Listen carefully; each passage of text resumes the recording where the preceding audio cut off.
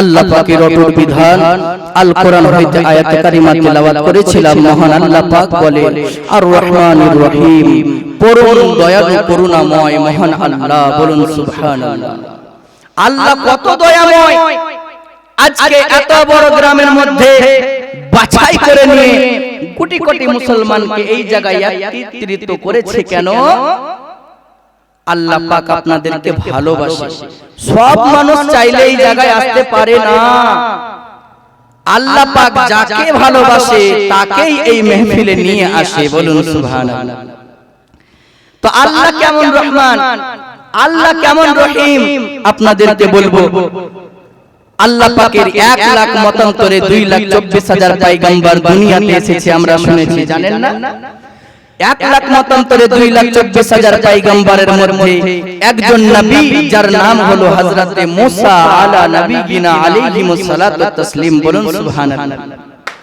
মুসা নবী আল্লাহকে বলছে, আল্লাহ তুমি আমাকে সওয়াব দিয়েছো, তুমি আমাকে নবী বানিয়েছো, আমার কত রুতবা দিয়েছো, আমার কত মর্যাদা দিয়েছো আল্লাহ, কিন্তু আমার মনের একটা শখ আছে। বলে কি শখ? আল্লাহ আমি একদিনের জন্য রুজির মালিক হতে চাই। বলুন সুবহানাল্লাহ। রুজির মালিক মহান আল্লাহ পাক বলে, মুসা এই বড় দায়িত্ব তুমি পালন করতে পারবে না, তুমি রুজির মালিক হতে পারবে না। মুসা নবী চোখের পানি ঝরঝর ঝরঝর করে ফেলে দিলেন। আবার বলছে, আল্লাহ দয়া করে আমাকে তুমি সব দিয়েছো, কিন্তু একদিনের জন্য রুজির মালিক বানাও। মহান আল্লাহ পাক ডাক দিয়ে বলতে আছে, ওগো আমার পয়গম্বর মুসা, বলে ওগো রব্বুল আলামিন, ইয়া আকরামাল আকরামিন মাবুদ গো, তুমি আমাকে সব দিয়েছো, কিন্তু আমার মনের একটা তামান্না, আমার মনের একটা আকাঙ্ক্ষা, আমাকে একদিনের জন্য রুজির মালিক বানাও। মহান আল্লাহ পাক বলে, মুসা তুমি রুজির মালিক হতে পারবে না। মুসা নবী চোখের পানি কানা ঝরঝর করে ফেলে দিলেন, কান্না করতে লাগলেন, চোখের পানি কানা ফেললেন। আমার আল্লাহ ডাক দিয়ে বলে, মুসা চোখের পানি কানা মুছে নাও, তুমি কান্না করো না, তুমি কান্না করো না, যাও যাও যাও, আমি একটা তোমাকে পরীক্ষা দিলাম, এই পরীক্ষার মধ্যে যদি তুমি পাস করতে পারো, আমি কথা দিলাম একদিনের জন্য তোমারে রুজির মালিক বানায়া দিব। একদিনের জন্য তোমাকে রুজির মালিক বানিয়ে দেব। মুসা নবী খুবই আপনার খুশি হলেন। হায় আল্লাহ, একদিনের জন্য আল্লাহ পাক রুজির মালিক বানাবে। বলে ওগো রব্বুল আলামিন, ইয়া আকরামাল আকরামিন মাবুদ, আজকে আমার পরীক্ষা খানা বলুন। বলে যাও যাও, তোমার গ্রামের কবরস্থানের মধ্যে এক রাত তোমাকে কাটাতে হবে, একটা রাত কাটাতে হবে। বলে আল্লাহ এত সহজ কম্পিটিশন আমি সহজেই করে নেব। বলে আল্লাহ এক রাত মাত্র, এক কোনো ব্যাপার নাই, ঠিক আছে। মহান আল্লাহ পাকের কাছে হুকুম নিয়ে মুসা নবী করল কি, আপনার কি নাম, আল্লাহ পাকের হুকুম পেয়ে মুসা নবী এক রাতের জন্য আপনার কবরস্থানের যে জঙ্গল আছে সেই জঙ্গলে চলে গেল। কিন্তু মহান আল্লাহ পাক বলেছে, মুসা যাহা কিছু হয়ে যাক না কেন, ওই জঙ্গল থেকে তুমি কিন্তু বার হতে পারবে না। বলে আল্লাহ ঠিক আছে। এবার দেখছে পরের দিন সকালবেলা সব মানুষ এক এক করে কবরস্থানের উপর আসছে এবং একটা কবর খুঁড়ছে। কবর খুঁড়িয়ে দেওয়া হলো। মুসা নবী বুঝতে পারলেন যে আল্লাহ এই গ্রামে মনে হয় কোনো মানুষ ইন্তেকাল করেছে। তো ঠিক আছে, মানুষ ইন্তেকাল করলে জোহরের পরে তার জানাজা হবে। জোহরের পরে জানাজার ময়দানে সবাই হাজির হয়ে গেল। জানাজার দাফন কাফনের কাজ সেরে নেওয়ার পরে আপনার কিনা হযরতে মুসা আলা নবিয়িনা আলাইহিমুস সালাতু ওয়াত তাসলিম করলো কি, দেখছে যে এক এক করে সবাই দাফন কাফনের কাজ সেরে বাড়ি চলে যাচ্ছে। এক এক করতে করতে সবাই দাফন কাফনের কাজ সেরে বাড়ি চলে যাচ্ছে। মুসা নবী বলে আল্লাহ আর খানিকটুকু পরে মাগরিবের ওয়াক্ত হয়ে যাবে, আর মাগরিবের ওয়াক্ত যদি হয়ে যায় আপনার অর্ডার পালন করা হয়ে যাবে, আপনার হুকুম মান্য করা হয়ে যাবে। আর বাবা বলতে না বলতে দেখছে দৌড়তে দৌড়তে একটা যুবক দৌড়তে দৌড়তে ওই কবরস্থানের কাছে এলো এবং আসার পরে কবরখানা খুঁড়তে আরম্ভ করলো।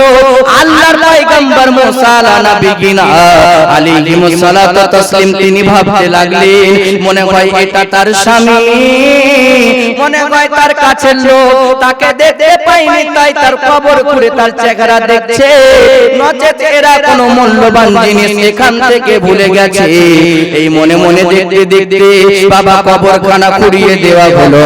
আর কবরখানা খোঁড়ার পরে ওই মুর্দা ব্যক্তি মহিলাটাকে ওপরে নিয়ে এসে যেন তার সঙ্গে জিনা করতে লাগলো।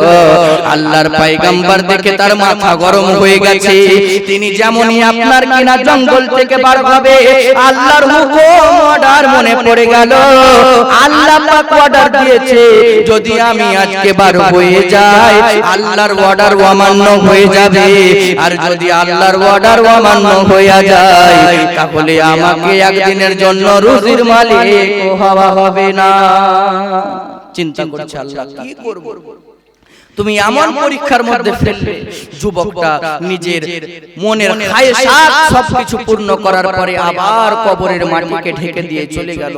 পরের দিন সকাল বেলায় তুর পাহাড়ে মুসা নবী হাজির আর বলতে আছে ও গো রব্বুল আলামিন ইয়া আকরামাল আকরামিন, আল্লাহ গো তুমি আমাকে বলেছিলে একটা রাত্রি কবরস্থানে কাটাতে, আমার রাত কমপ্লিট হয়ে গেছে, তোমার অর্ডার পালন করেছি। আল্লাহ তুমি রুজির মালিক আমারে বানিয়ে দাও। মহান আল্লাহ রব্বুল আলামিন বলে মুসা তুমি আমার অর্ডার পালন করেছো, কিন্তু তোমার কাছে একটা প্রশ্ন জিজ্ঞাসা করি। বলে আল্লাহ কি প্রশ্ন? বলে শোনো গো, কালকে যখন তুমি কবরস্থানের মধ্যে ছিলে তুমি কি দেখেছিল বলো? বলে আল্লাহ কবরস্থানের মধ্যে দেখলাম একজন যুবক এলো এবং যুবক আসার পরে ওই কবর থেকে মুর্দা ব্যক্তিকে তুলে তার সঙ্গে জিনায় লিপ্ত হয়ে গেল। আল্লাহ জিজ্ঞাসা করে ওগো মুসা বলো বলো আমি আল্লাহ যদি তোমাকে রুজির মালিক বানাই তুমি কি ওই ব্যক্তিকে খাবার দিবে কি দিবে না? আমি আল্লাহ যদি তোমাকে রুজির মালিক বানাই তুমি কি ওই ব্যক্তিকে খাবার দিবে না খাবার দিবে না?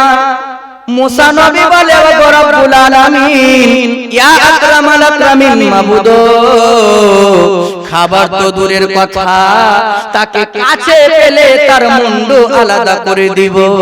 আল্লাহ পাক বলে মুসা এই দেখো এই কারণে আমি তোমাকে রুজির মালিক বানাই না।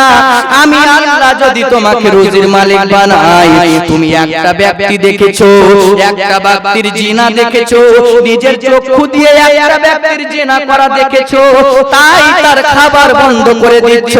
কিন্তু পৃথিবীর বুকে এই ভূমণ্ডলের বুকে আমার কত কত বান্দা বান্দিরা কেউ হোটেলে নিয়ে গিয়ে জিনা করে, কেউ ঝোড়ে জঙ্গলে জিনা করে, কেউ বাড়ির ভিতরে জিনা করে। পৃথিবীর বুকে কত মানুষ কত জায়গায় জিনা করে। আমি রব্বুল আলামিন আকরামাল আকরামিন আমি আল্লাহ তাদের রুজি বন্ধ করি না, তাদের খাবার বন্ধ করি না। যে সুদ খায় আমি আল্লাহ তাকেও খাবার দেই। সুবহানাল্লাহ বলে। যে মদ খায় আমি আল্লাহ তাকেও খাবার দেই, যে ব্যভিচার করে আমি আল্লাহ তাকে খাবার দেই। কারো খাবার আমি আল্লাহ বন্ধ করি না। আর তুমি যদি রুজির মালিক হও একটা জিনাকারী ব্যক্তিকে দেখে তার রুজি বন্ধ করে দিবে, এটা কেমন ভাবে সম্ভব? তাহলে বোঝা গেল আমার আল্লাহ পাক আর রহমানির রহিম, পরম দয়ালু করুণা করুণাময়। আল্লাহ বলে বান্দা যদি পাহাড়ের মতো গুনাহ করে থাকো চিন্তা করিও না, 10 বছরে গুনাহ করেছো চিন্তা করিও না, 20 বছরে গুনাহ করেছো চিন্তা করিও না, 30 বছরে গুনাহ করেছো বান্দা চিন্তা করিও না, একবার আমি আল্লাহ আমার খুশি তলে এসে মসজিদে ঢুকে তওবাতুন নাসুহা করে নাও। যদি তওবাতুন নাসুহা করতে পারো এগো কালে লাভবান হবে এবং পরকালে জান্নাত পাবে। একবার তওবাতুন নাসুহা করে নাও এগো কালে লাভবান হবে এবং পরকালে জান্নাত পাবে। এই আল্লাহ আমাকে আপনাকে কত ভালোবাসে।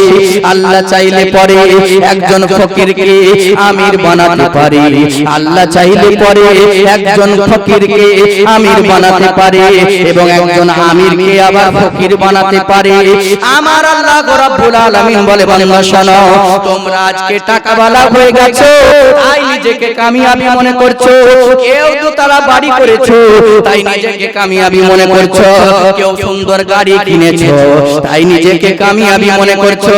এটা কামিয়াবি নয়, ওরে প্রকৃত কামিয়াবি হলো তারা ফামান তাবিয়া হুদায়া ফালা খাউফুন আলাইহিম ওয়ালা হুম ইয়াহজানুন। যারা আল্লাহর হেদায়েত পেয়ে গেল তারাই প্রকৃত কামিয়াবি হয়ে গেল। বড় বাড়ি করেছে এটা কামিয়াবি নয়, একবার চিন্তা করে দেখো 5 লাখ টাকা 10 লাখ টাকা সারা জিন্দেগিতে ইনকাম করলে বয়স্ক কালে প্যারালাইসিস হয়ে গেল, ওই পয়সা ভেঙে আবার জিন্দেগানি কাটালে তুমি বলো বান্দা তোমার কি কবরে যাবে টাকা? এ মুসলমান আমরা তো বুঝতে পারি না, আমরা নিজের বাচ্চাকে আজকে কোরআনের বাণী শিখাই না, আজকে নামাজের বাণী শিখাই না। আপনি আমি বাড়িতে কোরআনের তেলাওয়াত করে না, শুধু আপনাদেরকে দোষ দিব না। আজকের বর্তমান জামানায় আমার মা বোনেরা হাইরে সিরিয়ালের ভক্ত। হ্যাঁ, আপনাদের এলাকার মা বোনরা মনে হয় সিরিয়াল দেখে না? দেখে সব জায়গায় একই অবস্থা। সিরিয়াল দেখার জন্য বাচ্চাকে ভালো করে পড়াই না গো, সিরিয়াল দেখতে আছে বাচ্চাকে পড়াবে কি, দেখছে বাচ্চা কাঁদছে, অ্যান্ড্রয়েড একটা মোবাইলে গান লাগিয়ে দিয়েছে, বাচ্চা ওইদিকে গান শুনছে খুব সাথিয়া বিন তেরে দিল মানে না। বাচ্চা বড় হয়ে গেল, क्या करूं क्या कहूं কিছু জানি না, ও কি হবে মাওলানা। ছোট থেকে যদি তুমি তোমার বাচ্চাকে কোরআনের শিক্ষা দিতে, বড় হয়ে তোমার বাচ্চা বলতো বাবা সুবহানাল্লাহ, বাচ্চাকে যদি নামাজের শিক্ষা দিতে বাচ্চা বলতো আলহামদুলিল্লাহ, তুমি মরে যাওয়ার পরে তোমার কবরের কাছে গিয়ে আল্লাহ পাকের কাছে দোয়া করতো উফিম ওয়ালা তানহারহুমা ওয়া কুল্লাহুমা কাওলান কারীমা ওয়াকফিদ লাহুমা তানহাদুল মিনার রাহমাতি ওয়া কুর রাব্বিরহামহুমা কামা রাব্বায়ানি সগীরা। কিন্তু আপনি আমি তো বাচ্চাকে কোরআনের শিক্ষা দেয়নি, বাচ্চা বলবে কি? কবরে ফেরেশতা জিজ্ঞাসা করছে মান রব্বুকা, তোমার রব কে? বাচ্চা বলছে হাট্টি মাটিম টিম। মা দিনুকা, তোমার দিন কি? বাচ্চা বলছে তাদের খাড়া দুটো শিং, তারা হাট্টি মাটিম টিম। বুঝলে, বাচ্চাকে ছোটবেলায় পড়া শিখিয়েছি, হাট্টি মাটিম টিম, তারা মাঠে পাড়ে ডিম, তাদের খাড়া দুটো শিং, তারা হাট্টি মাটিম টিম। বাচ্চা তো নামাজ জানে না, কি বলবে? আরবি মুখ থেকে বার হবে। এবার কবরে যখন ফেরেশতা জিজ্ঞাসা করবে ইয়াই জবাব দেবে, বলবে মান রব্বুকা, তোমার রব কে? বলবে হাট্টি মাটিম টিম। মা দিনুকা, তোমার দিন কি? বাচ্চা বলবে তাদের খাড়া দুটো শিং, তারা হাট্টি মাটিম টিম।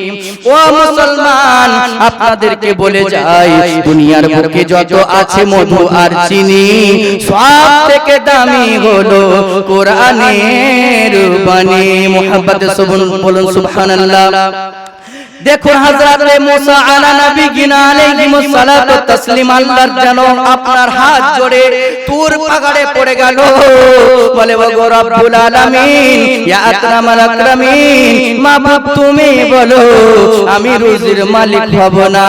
আল্লাহ তোমার মতো এত মায়াবান দুনিয়ায় কেউ হবে না। আল্লাহ বলে বান্দারে আমার রহমতের দিকে, আমার দিকে যদি তুমি এক ধাপ এগিয়ে যাও, আমার রহমত তোমার দিকে 3 ধাপ এগিয়ে যাবে। আজ দুনিয়ার বুকে মানুষ আমরা গাড়ি করলাম, বাড়ি করলাম, আল্লাহকে আমরা চিনতে পারলাম না। এই তো হলো হযরত মুসা আলা নবিয়িনা আলাইহিস সালাতু তাসলিমের ওয়াকিয়া। কিন্তু একবার চিন্তা করুন, যদি আল্লাহর পয়গম্বর মুসা কালিমুল্লাহর এত পাওয়ার হয়, আমার নবী মুহাম্মদুর রাসূলুল্লাহর কত পাওয়ার হতে পারে।